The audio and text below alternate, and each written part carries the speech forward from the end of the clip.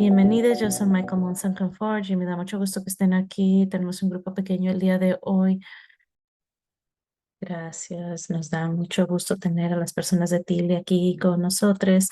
Hemos disfrutado nuestra relación larga con ellos y nos da mucho gusto que estén aquí interpretando inglés y español el día de hoy. Y nuestros amigos más nuevos de Pro Bono ASL, nos da mucho gusto que estén aquí. Si necesitan acceder a ASL, hay dos personas en la pantalla.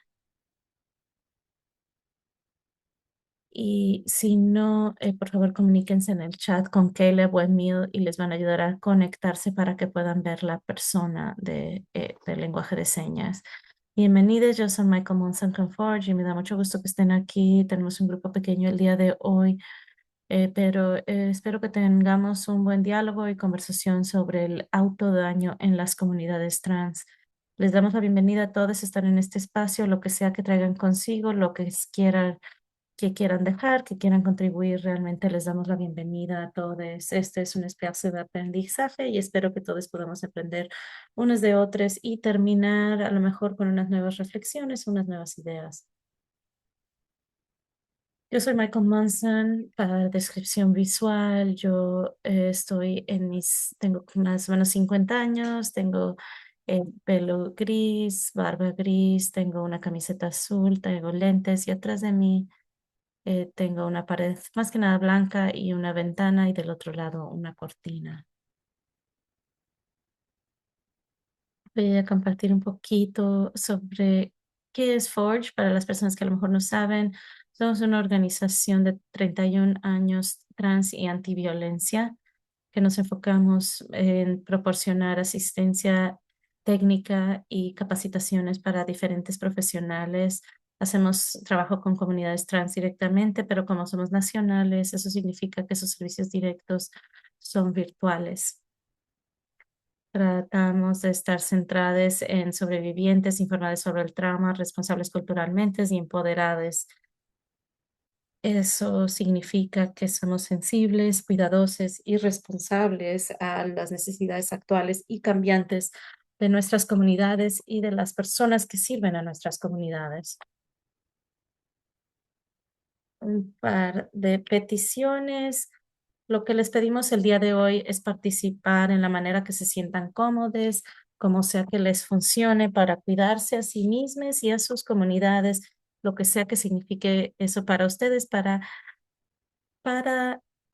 aceptar el aprendizaje, lo que sea que suceda hoy, y para centrar a los sobrevivientes. Lo que les ofrecemos el día de hoy son algunas opciones, ideas y experiencias y un enfoque informado sobre el trauma. Entonces espero que tengamos un diálogo más tarde a través del chat y podemos compartir algunas de esas ideas. Nuestra agenda es muy sencilla. ¿Cuál es el autodaño no suicida? Vamos a compartir qué significa eso. Específicamente en cuanto a personas trans, la autolesión no suicida. Vamos a hablar sobre algunas líneas, percepciones y cómo pensamos sobre las realidades del autodaño, autolesiones en la comunidad trans y luego vamos a terminar con estrategias para reducción de daños. Vamos a oír sobre estas estrategias todo el tiempo día de hoy, pero nos vamos a enfocar más en eso hacia el final. Casi nunca hago advertencias de desencadenantes o de contenido, pero eso es para recordarles que vamos a estar hablando sobre el autodaño, autolesiones, y eso es muy pesado para muchas personas. Entonces, si eso significa cuidarse a sí mismas de maneras diferentes de lo que lo harían en otros días, por favor sepan que vamos a hablar sobre algunos temas pesados y espero que vayan a hacer lo que necesiten hacer para sí mismas, para estar centradas o para dar un paso atrás un ratito. Vamos a estar grabando, entonces vamos a mandar la grabación en un par de días y la pueden ver más tarde si quieren. Entonces, veamos una definición sencilla de cuál es la autolesión no suicida. Lo que está aquí es una definición que es de la Asociación Psicológica Americana y escriben que la autolesión no suicida es la destrucción deliberada, autoinfligida de la piel, resultando en daño inmediato sin intento suicida y para propósitos que no son sancionados culturalmente. Y primero cuando yo revisé esto para este webinario, como que me reí porque no sé qué significa culturalmente sancionados, no sé que resulte en daño inmediato. Seguramente se pueden imaginar qué significan esas cosas, pero esta es una definición muy clínica y probablemente ¿y qué significa cuando vemos un rango muy amplio de la autolesión o comportamientos dañinos? Y eso va a ser diferente para cada persona en cuanto a cuál es la lesión a sí misma, es lo que ven como lesión hacia otros. Y otras cosas, es otra cosa lo que los proveedores consideran autolesión. Entonces, quiero decir eso como esto es lo que la Asociación Americana dice y vamos a hablar sobre una definición que probablemente va a ser más amplia que esto, pero va a incluir lo que captura esto. Entonces, si vemos mundialmente las organizaciones no, las poblaciones no trans y trans, entonces todo mundo, un estudio bastante grande definió que como 17% de los adolescentes participan en autolesiones, 13% adultos jóvenes y aún más bajos adultos de más de 18 años, como 5%. Entonces, estos números son bastante bajos comparación con algunas comunidades marginadas, pero sí muestra el rango que a menudo es más prevalente en gente joven que participa en el autodaño o comportamientos de autodaño más que adultos. Hoy vamos a hablar sobre cómo las personas pueden aprender habilidades para lidiar de diferentes maneras. Hay diferentes razones por las cuales esto puede suceder y eso va a ser una conversación divertida que podemos explorar.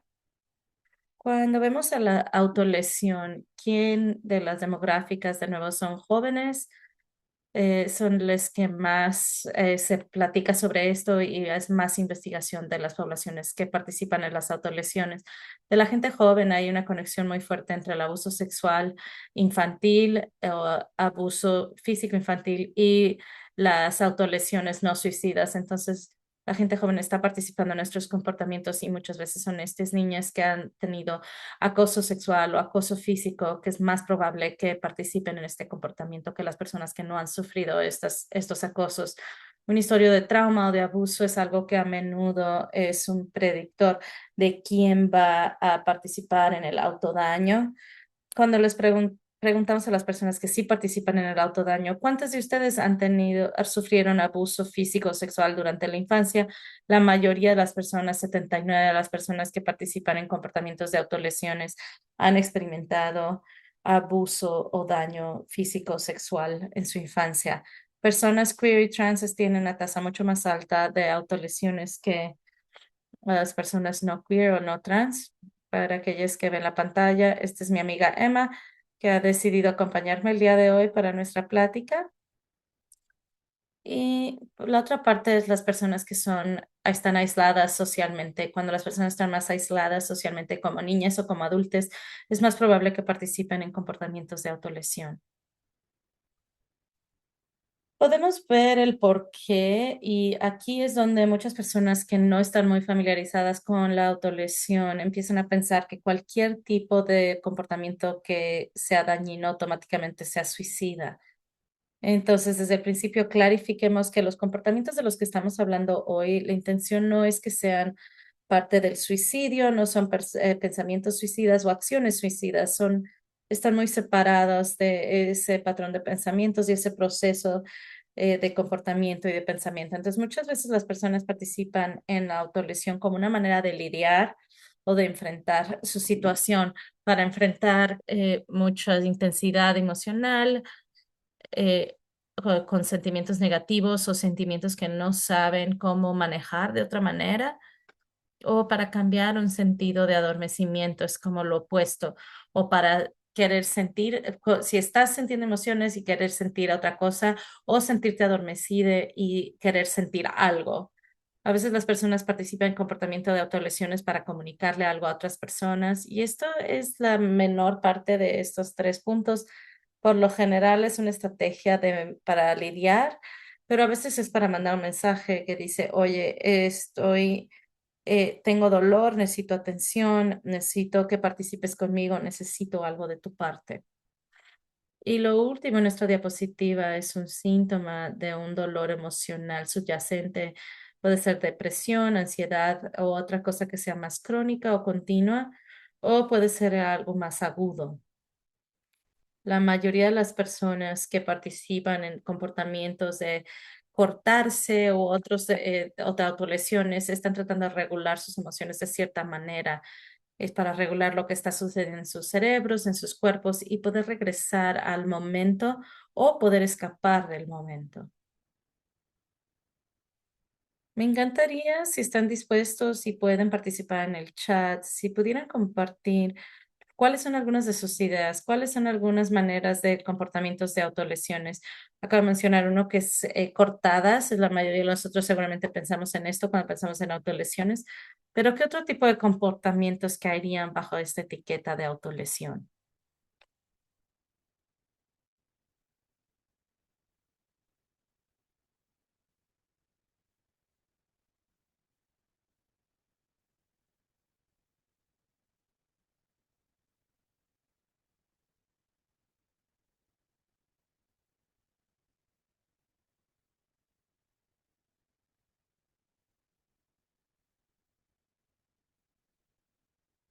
Perdón, se retrasó.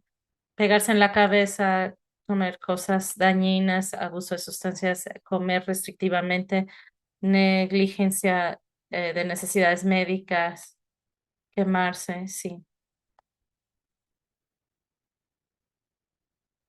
pellizcarse o rascarse la piel,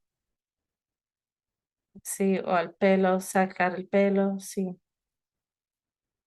¿Qué otras cosas pueden caer bajo esa categoría de autolesión?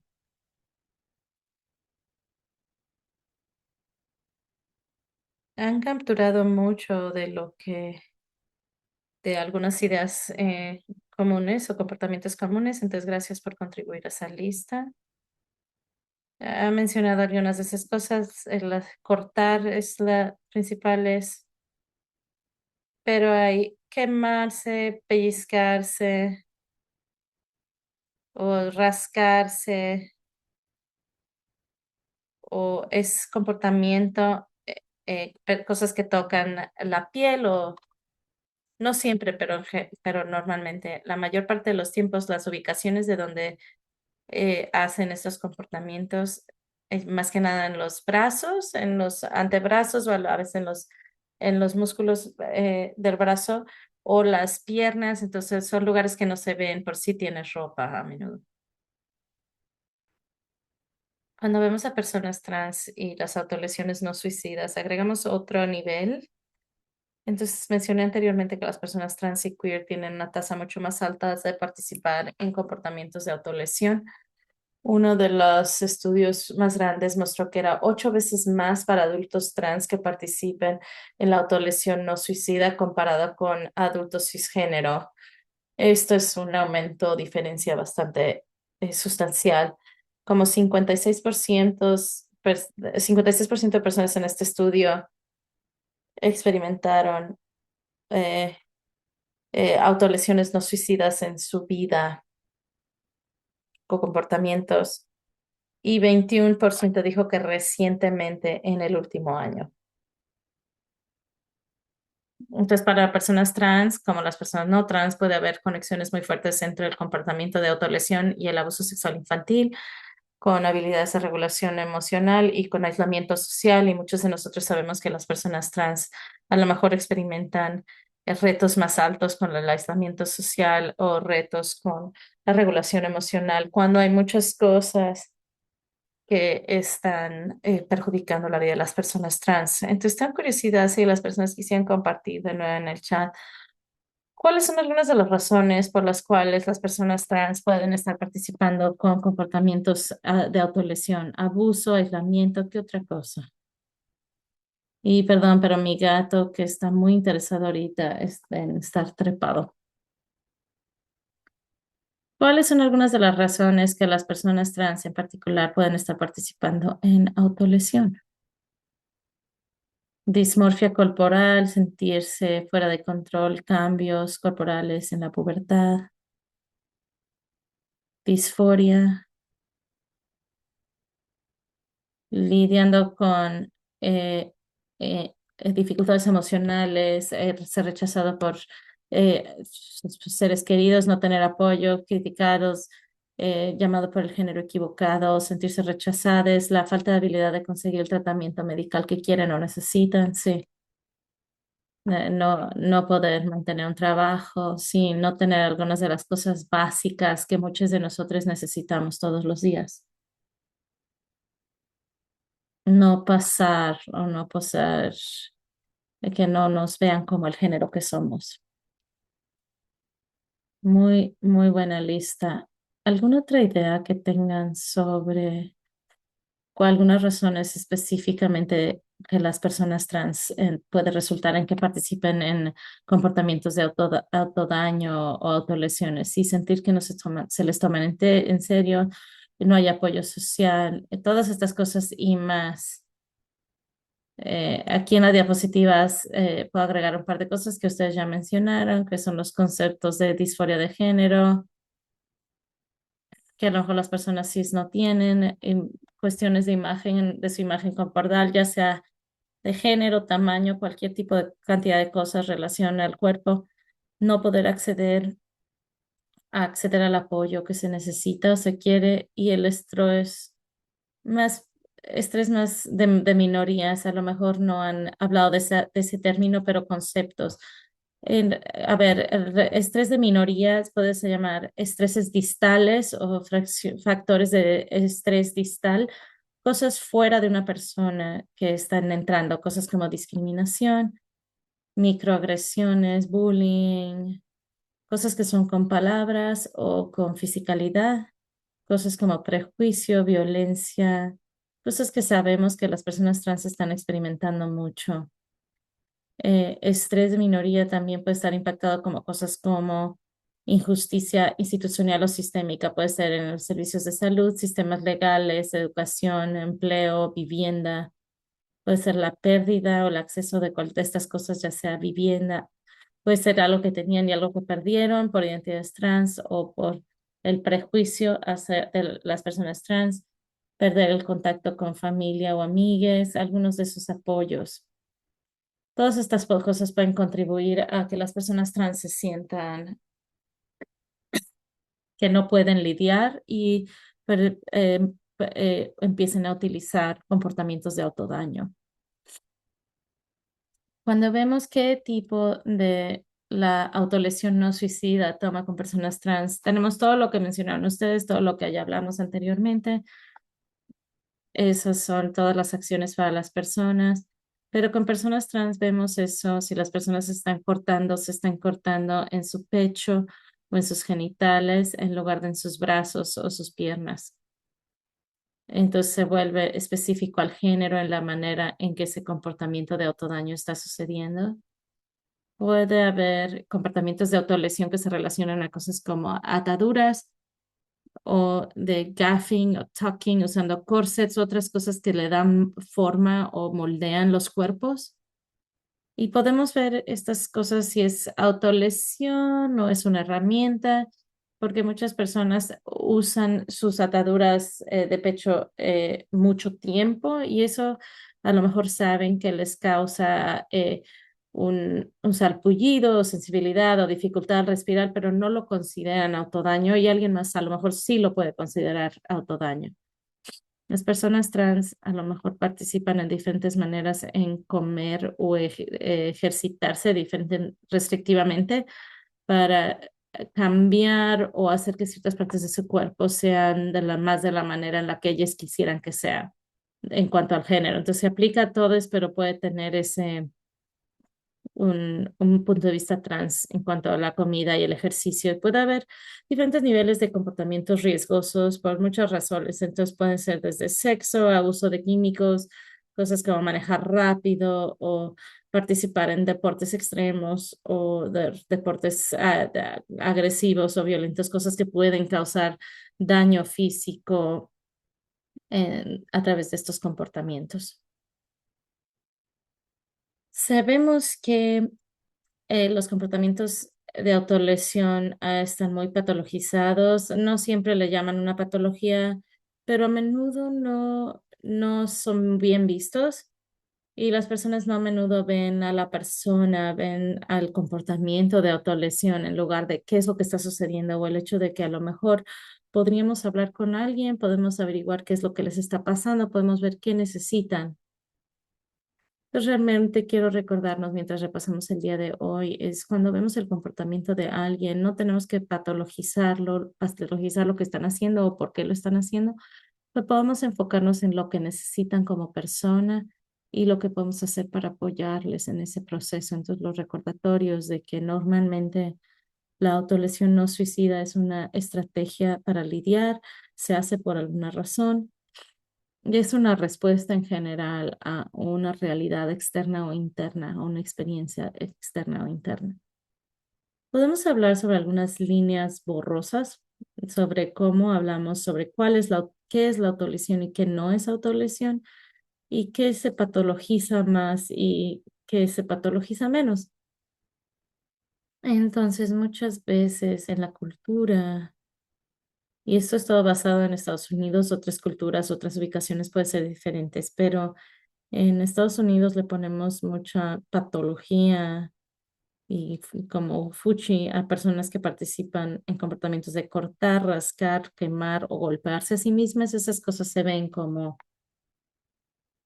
no buenas, no padres y cosas que son problemáticas.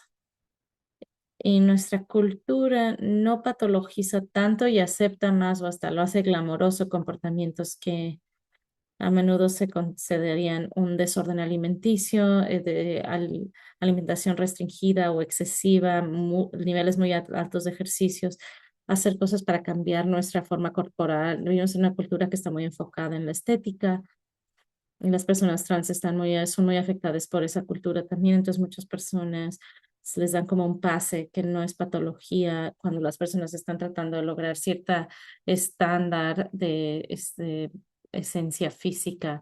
No patologizamos cosas como hay cosas que podemos ver, ya sea nosotros mismos o como cultura. Y mi gato va a ir. Entonces, vamos a hablar sobre las percepciones que tenemos cuando vemos qué constituye un daño. Entonces, mencioné las ataduras. A veces las personas transmax usan ataduras todo el día o 20 horas de las 24. Entonces, para ellas a lo mejor se pueden sentir más seguras y con más confianza. Puede ser, oye, no me importa el calor que hace afuera, esto es lo que yo necesito para sentirme bien. A lo mejor no, no les importa si les sale salpullido por las ataduras y pueden reconocer los riesgos y pueden saber que puede haber daño a su cuerpo a corto plazo o a largo plazo.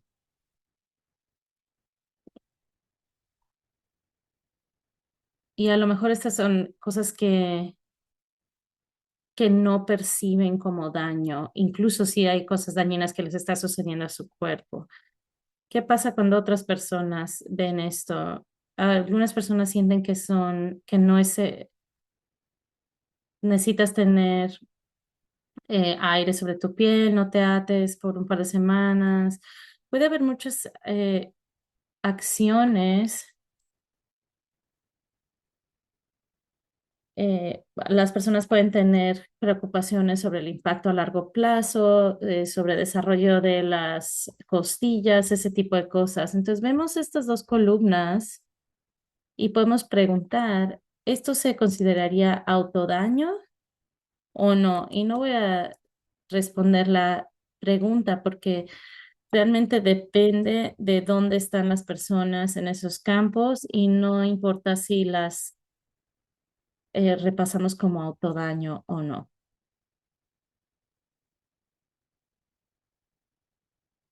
La percepción como el sexo no protegido con muchas personas. Puedes tener la persona en sí, la persona que está participando en esos comportamientos y pueden decir, ah, yo me siento amada cuando tengo sexo con muchas personas. Yo estoy más seguro teniendo sexo con las personas que me siento más protegida de por mis parejas que por mi gobierno. Y eso puede ser la evaluación de riesgo y de lesión para esas personas. Y alguien fuera de esa persona no debes tener sexo no protegido, o sexo con muchas personas,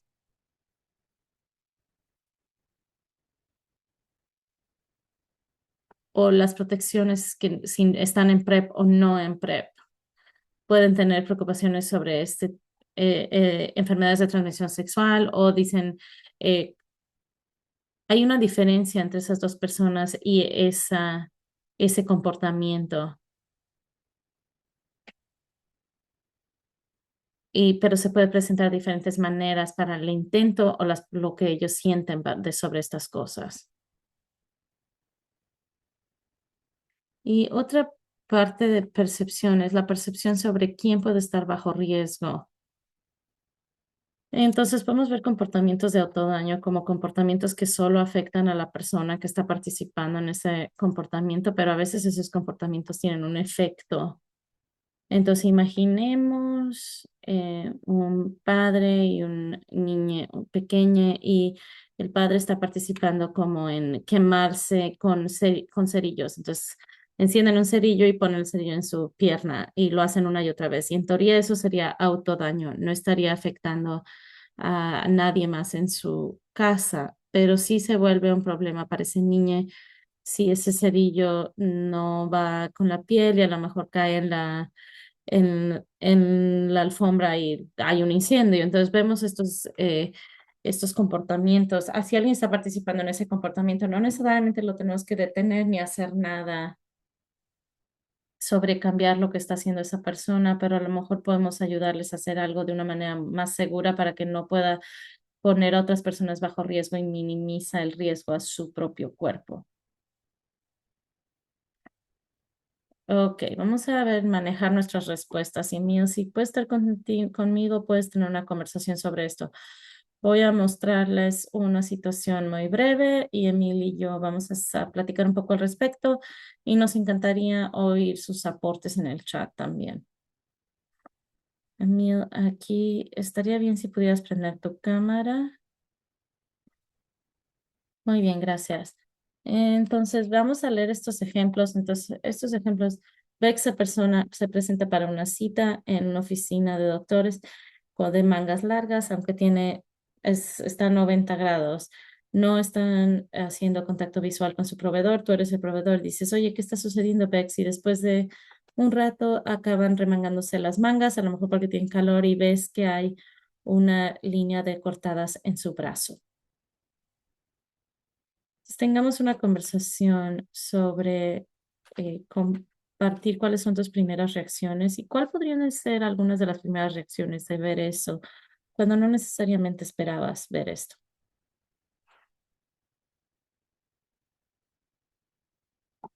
Uno de mis instintos es que hay un nivel de confianza ahí. Esperemos que esa es una señal de que Bex nos está confiando en nosotros cuando no preguntamos específicamente sobre autolesiones o cortadas y como que lo ofrecieron. Y sin más historia, también sé que hay situaciones donde las personas se pueden sentir presionadas. De esto es algo que yo tengo que decirle a un defensor, un terapeuta al respecto, y a lo mejor lo voy a compartir con un sentido de vergüenza o presión en lugar de un sentido de confianza y querer hablar al respecto. He visto, probablemente desde hace mucho tiempo, y una reacción inicial y sobre qué hacer o si están bien, si esta es la primera vez que están hablando sobre cortar o la autolesión, si sabía sobre esto anteriormente, están tratando de parar. Hay como muchas preguntas de contexto que me surgen. pero realmente asegurarnos que nuestra primera reacción sea una que no sea de juicio.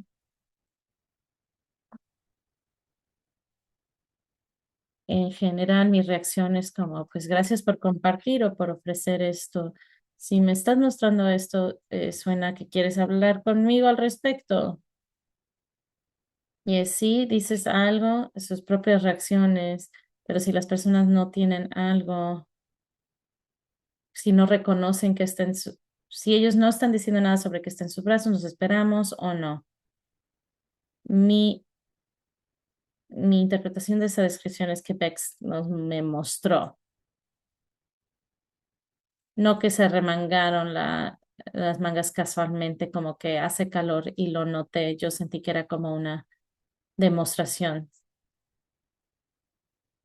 Entonces alguien claramente está tomando una, si alguien está tomando una acción claramente, eh, es que es algo más abierto para dejar que lideren la conversación, pero a lo mejor tengo una respuesta diferente si fue una observación más casual. Y me gusta cómo ofreciste una frase de que es como, ok, ¿qué me quieres contar? No es como, ah, hiciste eso o que no estaba cargado con nada. Era una pregunta muy abierta de, oye, ¿quieres hablar sobre esto? Y la respuesta puede ser sí o no. Y tengo curiosidad, si yo estuviera en esa silla de proveedor y Bex dice, ah, ¿quieres hablar sobre esto? Y Bex dice, no, no, no. Entonces, ¿qué sucede? Entonces, ok, pues no. Entonces, pues no hablamos al respecto. Yo diría, ok, pues gracias por mostrarme y por poner ese límite. Si eso cambia en algún momento, entonces podemos hablar al respecto. Y dependiendo de mi relación con Bex, a lo mejor estaría bien si conecto contigo en el futuro. Y veo en el chat una persona dice, está preguntando cómo se sienten. Eso es una buena manera.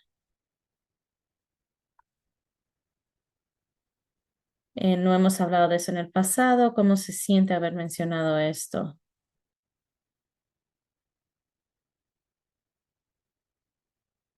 Y en el chat es evaluar para el cuidado médico. Y hay un espectro tan grande.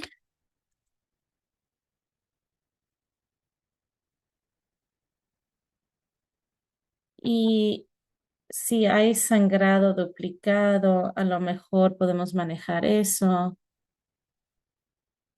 antes de que continuemos hablando, pero veo señales claros como infección y si hay apoyo que podamos ofrecer sobre esto. Y en mi experiencia,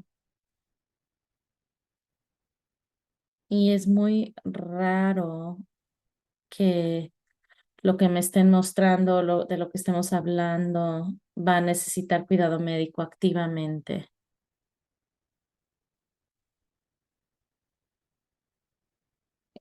Sí, en ese momento, porque a lo mejor hubo un momento en el que hubiera habido, y a lo mejor no es en general, si alguien está tomando el autobús a la oficina o estar en ese espacio.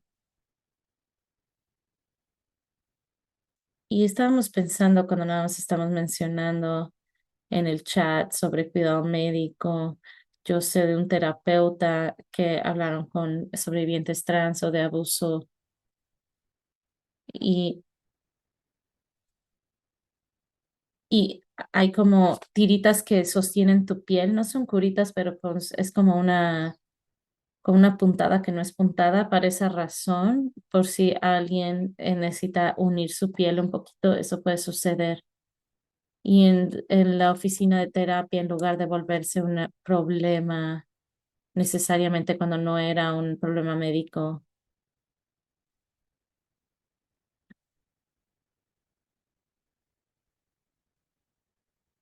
Y Emil, si pudieras compartir,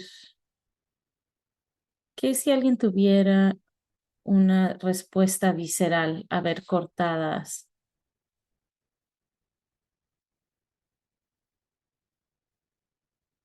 Con todo, hay tantas cosas que pueden causar una respuesta muy fuerte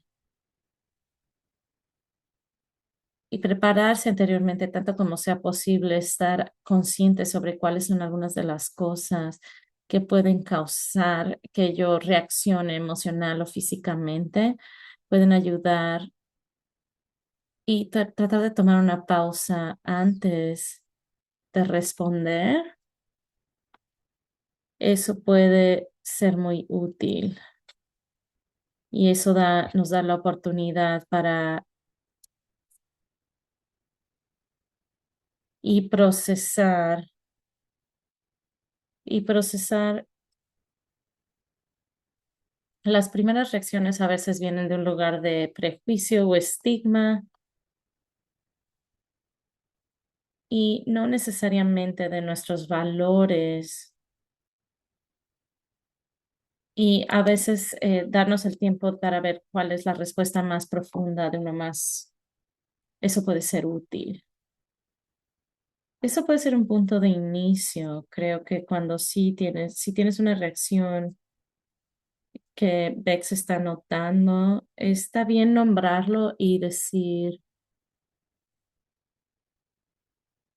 me di cuenta que hice una cara y creo que viste eso y necesito ser honesto que estuve sorprendida o tuve una reacción inicial de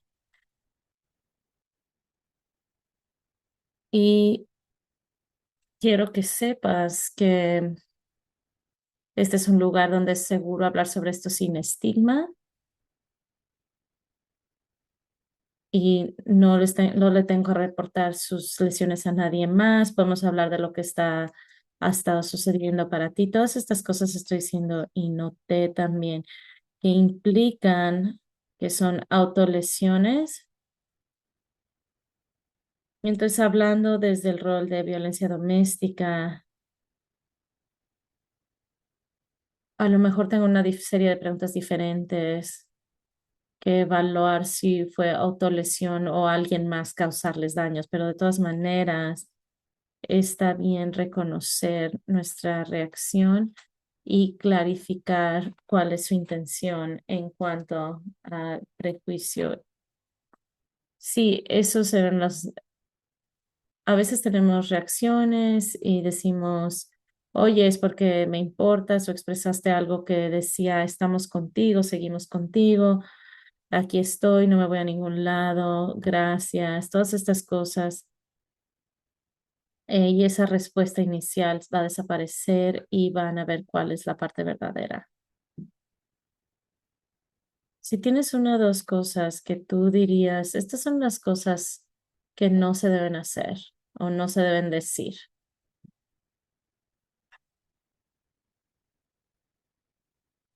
No grites horrorizada y decir, ay, ¿por qué harías eso?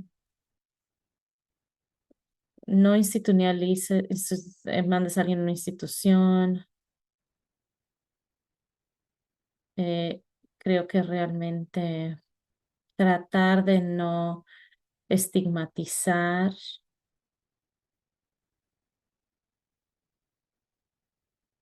En mi opinión, ni siquiera tienes que tener una meta más allá de estoy aquí para esta persona y entiendo lo que quieren compartir conmigo y lo que quieren sacar de compartir esto conmigo. No quiero imponer mis propias ideas o metas de cuál debe ser su futuro. Eso es exactamente lo que diría. No le hables a los policías, no institucionalices, no tienes que ir a esos lugares. Sí, entonces gracias. Estos son comentarios. Decir no estás en problemas, recordarles que está bien, que trajeron su ser completo a este espacio contigo, lo cual es maravilloso. Gracias, Emil.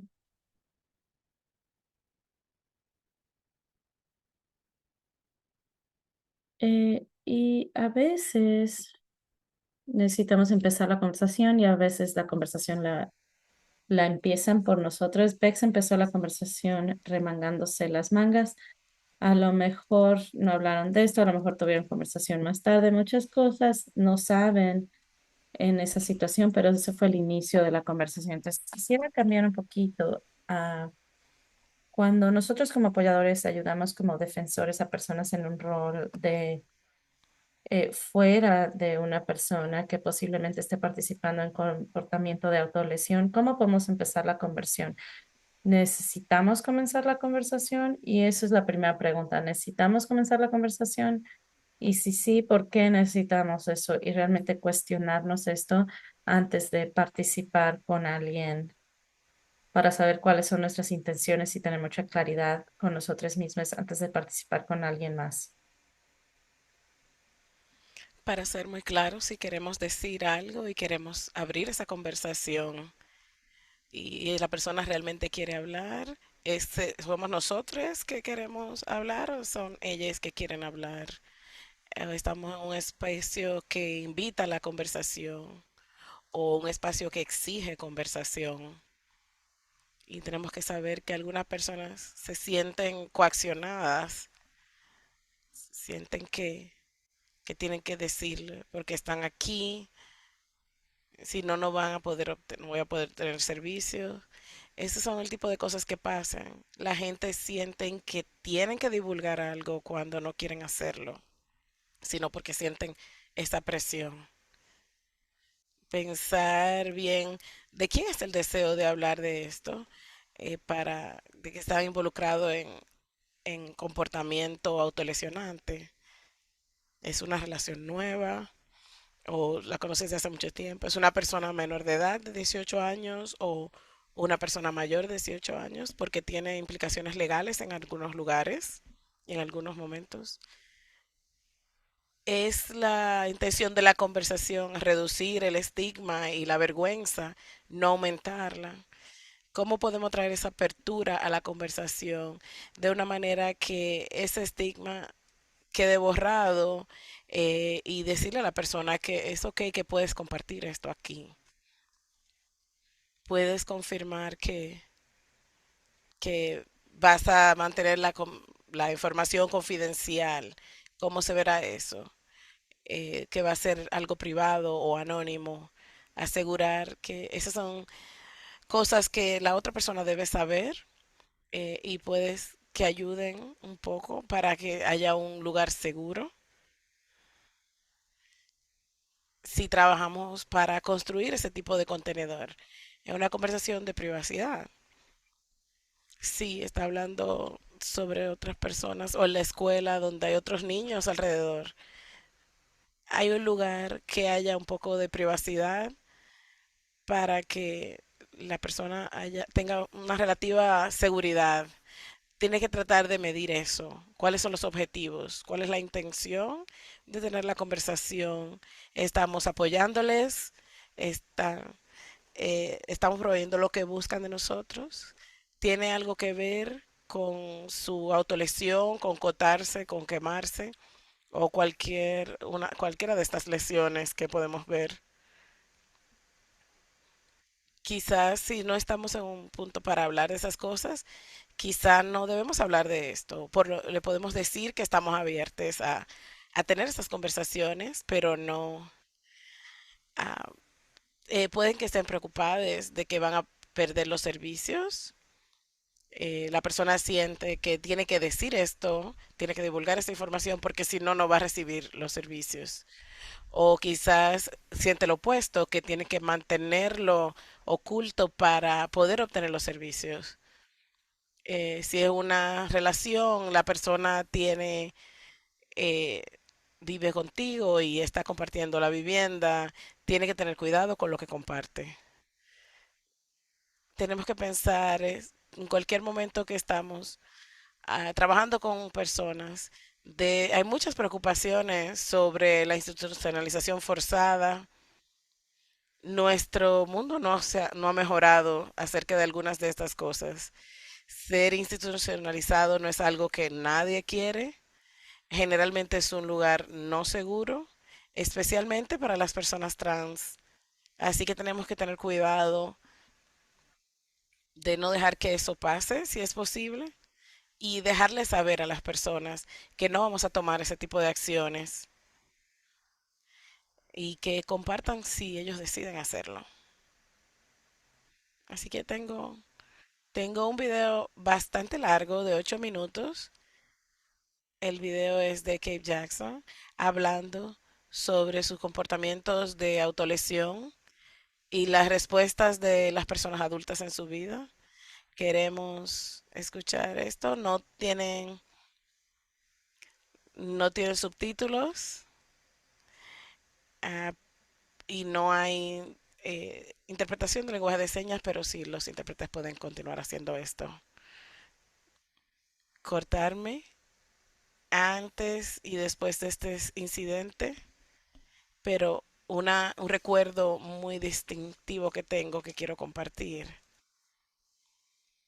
Típicamente cortaba dentro de mis muslos. No te puedo decir algo elaborado, una razón elaborada de por qué me corto.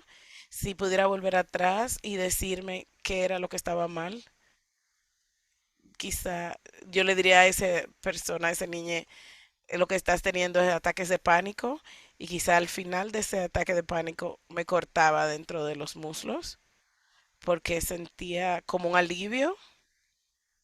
Creo que más mirando hacia atrás se convirtió más en un hábito. Yo pensaba que esto de cortarme hacía que detuviera el ataque de pánico, pero realmente eso no es parte de la historia. Solo para que sepan cómo el tipo de cortar que hacía. Cuando me cortaba, estaba cortando mis brazos y no sé por qué lo estaba haciendo. Y recuerdo que mi, mi entrenador de voleibol siempre estaba teniendo cuidado de cortarme los brazos porque sabía que me iba a doler cuando estuviera en la práctica, pero lo hice.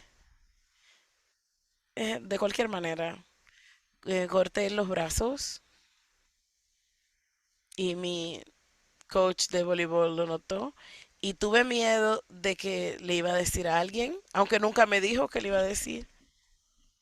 Tuve que ir al consejero, a, solicitó que lo viera y yo no sé quién era el consejero, pero realmente me asusté porque me sabía que eso significaba que al consejero le iban a decir a mis padres, pero me dieron la opción de elegir a qué padre o madre va a contactar y dije, elegí mi papá, pero después pensé, como quiera, él le va a decir a mi mamá y no recuerdo la conversación, la apertura de la conversación, pero hubo frases distintivas que mis padres dijeron que, pero que todavía recuerdo hasta esta fecha lo que fue. Estábamos en la mesa cenando, estaba con mis hermanos, mi padre pensó que era algo gracioso hacer un chiste alrededor. En sí, él dijo, entonces asegúrate que ella no toma el cuchillo de la mantequilla para cortarse. Cuando lo miro hacia atrás, ¿esta es tu respuesta como padre de todas las cosas que podrías decir, decidiste decir esto? Esta es una de las primeras cosas que recuerdo. Y lo segundo es que él dijo, la próxima vez tienes que cortar hacia el otro lado. Y eso fue lo que me dolió más, porque me hizo sentir avergonzada y con culpa. La vergüenza hace que se detenga el comportamiento, pero no es la mejor manera de que pare el comportamiento, porque todavía sigue sintiendo que hay algo que está mal. Y la tercera cosa que dijo fue después, debo incluir Cuando me he cortado los muslos, he usado mi rasuradora. Él usó una cosa de cortar, usé una cosa de cortar de él, de cortar cajas. Y creo que mi madre pensó que era su culpa porque me dio acceso a esto. En vez de pensar en de quién era la culpa, era enfocarse por qué lo está haciendo y qué tipo de ayuda necesita. Y si fue eso, no fue en un momento en el que no fue el mensaje dominante. Queremos ayudarte, queremos mostrarte que hay mejores maneras y mejores cosas que puedes hacer. Ese no fue el mensaje que recibí, sino la pregunta, ¿por qué tú estás haciendo esto? ¿Por qué tú estás haciendo? ¿Por qué estás haciendo esto? Realmente, en vez de decirnos, no entendemos por qué estás haciendo eso, pero te amamos y estamos aquí para ti. Ese es el mensaje que me hubiese gustado recibir, pero de cualquier manera, la tercera cosa que me dijo, la próxima vez que lo hagas, no uses nada de lo mío para hacerlo. Me siento feliz de que tu preocupación principal es que yo no use tus cosas. Yo sé que eso vino del miedo. Estaba autolesionándome. Nadie sabe cómo yo o cuándo pude haber hecho algo peor a mí misma. Para mí, lo que se quedó conmigo por un buen tiempo, de todas las cosas que le puedes decir a tu hija, ¿por qué decir esas cosas individuales? Creo que no pensaron que era lo suficientemente serio. Pensaba que era un mecanismo de defensa para que ellos simplemente ignorar la problemática. Si lo categorizas como un problema, entonces es un problema. Después de eso, yo no estaba haciendo eso, él me estaba cortando. Yo todavía me cortaba los muslos, la parte de dentro de mis muslos. La gente que se corta los brazos se mete en problemas. Así que me quedé con eso en la mente, de que si me cortaba los brazos me iba a meter en problemas. No fue un gran tren de pensamiento, no pensé mucho más allá de esto. Creo que en este momento ya me estoy yendo por la tangente. Esto solo me confirma que los padres no son perfectos y esas personas que han sido líderes y positivas en mi vida eran positivos de algunas maneras y no de otras. Sí, esa fue la primera vez que me atraparon eh, autolesionándome. Realmente no lo tomaron en serio y mi padre se burló de esto y eso me dolió. Sentí vergüenza, me sentía avergonzada. Es como, no es, no me sentí como apoyada, que sería lo que uno esperara recibir. Encontré que este video es te toca muy de cerca y muy real la manera en que la historia fue contada y los resultados que vinieron de ahí, que salieron de ahí. No quiero leer las preguntas en la pantalla. Un comentario. Eh, Esta parte de la historia es como avergonzar a las personas lo que los obliga a ocultar los comportamientos.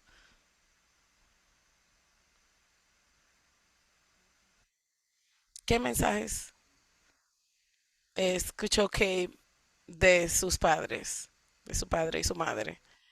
Eh, Vergüenza, culpa.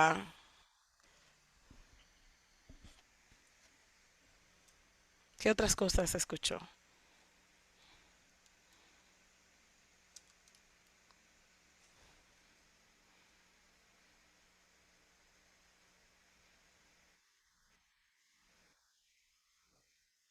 Que escuchó que era mejor ocultarlo, que los padres no sabían cómo lidiar con esto y eso hizo que se sintiera peor. ¿Puede alguien decir que algo que fue? estuve hecho viendo algunas de las personas adultas. Actuó de una manera que fue posiblemente útil.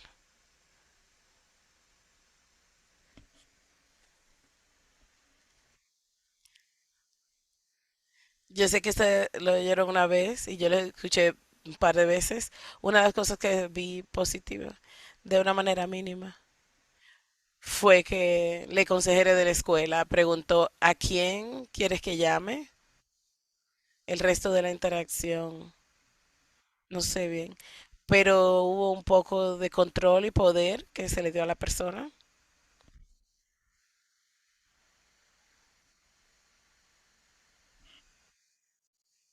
Los otros comentarios en el chat también destaca el estigma en torno a estos comportamientos en vez de parecía que son buscando apego.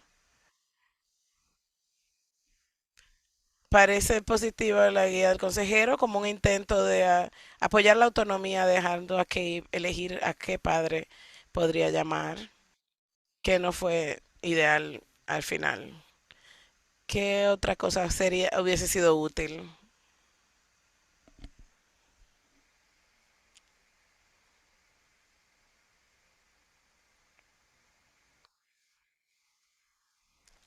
¿Cuáles otras acciones pudo haber tomado una persona?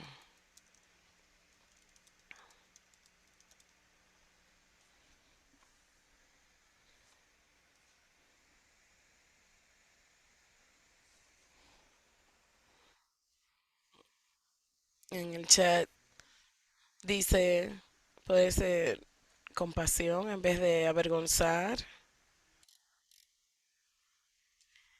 que se había beneficiado de escuchar que no era mala, una persona mala por autolesionarse, habría abierto la puerta para unas conversaciones vulnerables.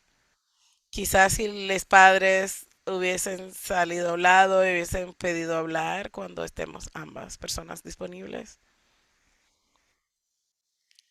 Alguna cosa que hubiese abierto la puerta y que no reforzara la vergüenza y el bochorno. Otro comentario es preguntarle a Kate acerca de eso. Pareció que una conversación no fue, realmente no sucedió. Quizá le consejere pudo haber proporcionado un poco de educación al respecto, en vez de que Kate fuera centrada en... debieron sentar a Kate en vez de que el padre se centrara a sí mismo. Otro comentario. Podría ser útil que le consejera invitar a los padres en persona y tener una conversación de manera colaborativa y abierta. Habría sido bueno que los padres se hablaran con su hija en vez de preocuparse por sus propias cosas, de su autoimagen y otras problemáticas de distractivas. No se ve como que hubo ninguna preocupación acerca de sus sentimientos, sus emociones, que estaba sucediendo y presumieron de manera muy grande que esto solo sucedió una vez y como que eso no iba a suceder, como tú escribiste en el chat. Son cosas que no queremos que sucedan. Lo que queremos que suceda es estar presente y prestar atención y ser accesible. Quiero hablar sobre la reducción de daños de algunas maneras. Hablamos de esto en todas partes. ¿Cómo podemos apoyar a las personas de una manera que no va a elevar el daño? Y como están todos yendo aquí en el chat, lo cual es muy bueno, vamos a hacer un poco más. ¿Qué podemos hacer para reducir el daño para las personas trans y no binarias? ¿Qué, cuál rol ustedes pueden jugar o otra persona puede jugar en esto? Algo que he visto arriba es invitar la conversación. Puede invitar a las conversaciones que tienen a que múltiples personas sean parte de ellas para centrarse en la persona, eh, enfocarse en la persona que está haciendo la autolesión en vez de en otra persona. Apoyar a las personas a encontrar ayuda de salud mental y que sea accesible y afirmante a la comunidad para que tengan menos eh, daño emocional y un sentido de pertenencia y apoyo más grande.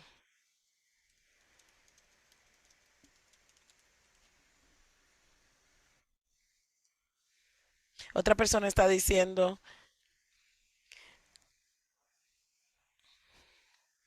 es un app que es para habilidades para lidiar con el autoayuda, aumentar a los adultos y referir a grupos que sean apropiados, usando los pronombres y nombres correctos, encontrar colegas y adultos que puedan acompañarles y que puedan conectarles con los recursos apropiados, aumentar el apoyo para los adultos, referir a grupos de habilidades que sean apropiados.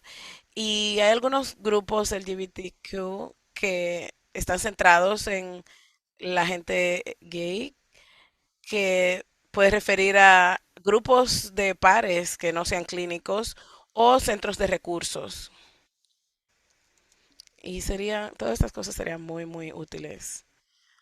Así que la persona que dijo usar los nombres y pronombres, cuando pienso en la reducción de daños, ¿cómo podemos ofrecer cuidado afirmante con el género para todas las personas?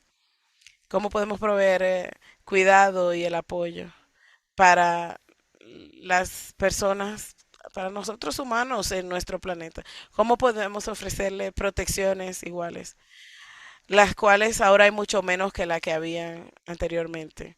¿Cómo podemos hacer vivienda asequible y accesible?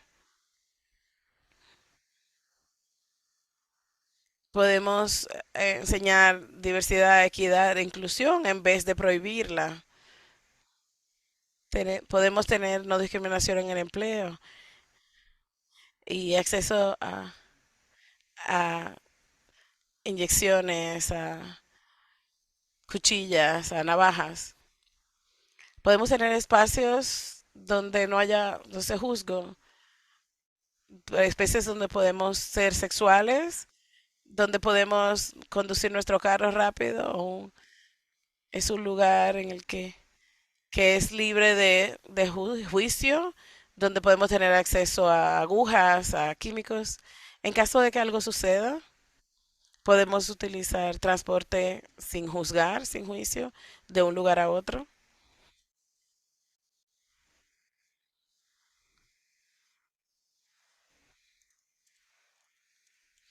para reducir el daño y el comportamiento. ¿Cómo podemos lograr que la persona se sienta más amada y cuidado? ¿Y cómo esas habilidades pueden ser aprendidas, que pueden incluir una amplia gama de herramientas que no sean solo las que están utilizando? Otras ideas que las personas tengan. Aquí hay un par más.